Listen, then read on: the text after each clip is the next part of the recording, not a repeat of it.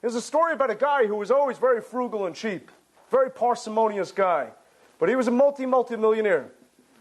He was so stingy, he didn't have kids because he didn't want to give it to anybody.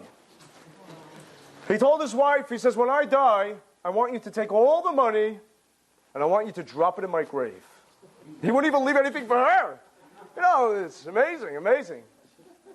Amazing. So, but listen, that was his, last will and testament, and it was enforceable by law. She had to do it. So eventually he drops dead. And she goes, there was nobody at the funeral, you could imagine.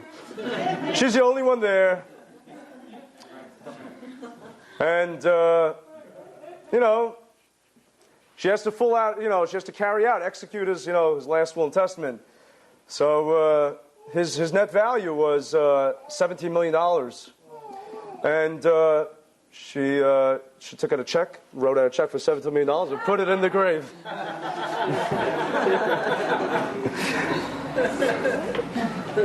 I know another couple that when he was dying, he says to her, he said, I realized that throughout my life you've been with me. He says, you were with me when I broke my hip.